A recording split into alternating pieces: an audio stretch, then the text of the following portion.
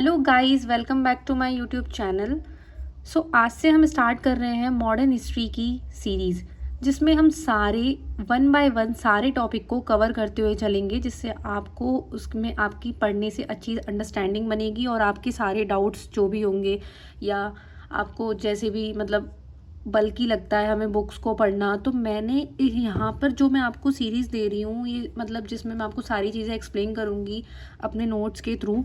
तो मैंने इसको बहुत ही ज़्यादा रिसर्च करके ये नोट्स अपने बनाए हैं कंसाइज करके। आई होप ये आपको बहुत हेल्पफुल आपके लिए होंगे और आपको इससे काफ़ी ज़्यादा हेल्प मिलेगी मॉडर्न हिस्ट्री को समझने में, जिससे आपके प्रीलिम्स और मेंस के काफ़ी क्वेश्चंस हैं जो आपके क्लियर हो जाएंगे, आप उनको कर सकोगे। ठीक है, चलो आज हम स्टार्ट करते हैं। माय हमारा सेकंड टॉपिक है India on the eve of British conquest.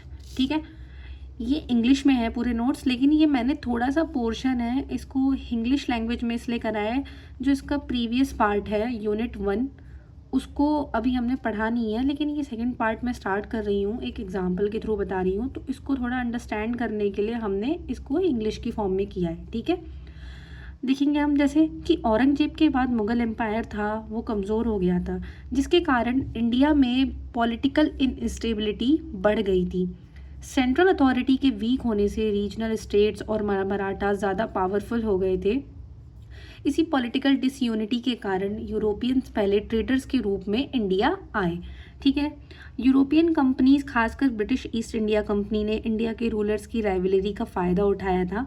इस पूरे प्रोसेस का परिणाम 1757 की बैटल ऑफ प्लासी के बाद ब्रिटिश पॉलिटिकल डोमिनेंस के रूप में सामने आया था। ठीक है, अब हम इसको स्टार्ट करते हैं। जैसे इंडियन स्टेट्स कौन कौन से थे, जैसे द मुगल, मराठास, हैदराबाद, अवध, राजपूत स्टेट्स। इनकी टाइमलाइन देखेंगे, जैसे 1707 से लेके 1947 तक हमने ये टाइमलाइन बना ली है।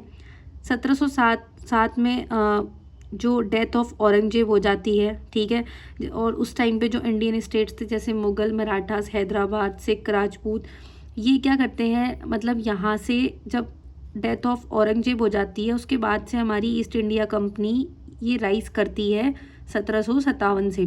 ठीक है, और 1857 में हमारा बैटल ऑफ बुक्सार 1857 का हमारा रिवॉल्ट होता है, थोड़ा सा गलत हो गया था। ठीक है, हम पढ़ रहे हैं ये राइज ऑफ मराठास। तो the rise of the Marathas took place with the decline of the Mughal empire. Power shift हो गई थी। The later Mughal were decline, the Marathas were rising कर रहे थे उस समय। The East India Company was also rising and around 1757 political power shift हो गई थी, पॉलिटिकल पावर थी जो। ठीक है, मेजर रीजंस कौन कौन से थे ये मैं आपको एक मैप बना के मैप में ये रीजन सारे समझा दूंगी, लेकिन मैंने यहाँ पे सिर्फ उनके नेम मेंशन करे हैं। ठीक है, एक रफली वर्क कर लिया है, मैं आपको यहाँ पे मैप भी बना के उसको प्रॉपर तरीके से उसको डिक्टेट कर दूंगी। जैसे अफगान रीजन है, राजपूत रीजन है, अवध है, बंगाल है, मराठा रीजन, मैसूर, त्रवणकोर। ठीक है, अब जो इंटरनल चैलेंजेस क्या थे हमारे, जैसे मैं बात करती हूँ इंटरनल चैलेंजेस बिफोर मुगल। ठीक है, सॉरी, चैलेंजेस बिफोर मुगल्स क्या थे। ठीक है, तो उसमें दो तरीके, there are two type of challenges, internal challenges and external challenges.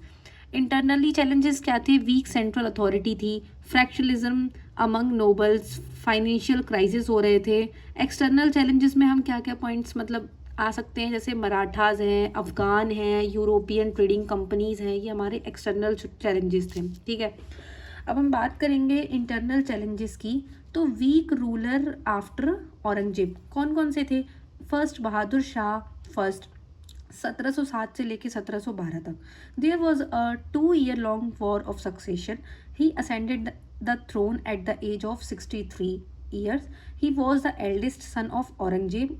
ठीक है, his earlier name was Muazzam. Khafi Khan gave him the title Shahi Bekhabar. इनको एक ये टाइटल, ये आपको मेन चीज़ें होती हैं जो याद रखनी होती हैं, ये हम वन वर्ड में भी किसी भी जैसे आपके ग्रुप डी के एग्ज़ाम्स होते हैं या एसएससी के भी होते हैं, इनमें भी ओनली फॉर, मतलब मैं यूपीएससी की बात नहीं कर रही खाली, और भी एग्जाम्स होते हैं, तो ये वन लाइनर क्वेश्चन में ये टाइटल वगैरह ये इतना इंपॉर्टेंट होता है कि ये पूछ लिया जाता है, तो इसको आपको थोड़ा सा याद करके रखना चाहिए ठीक से।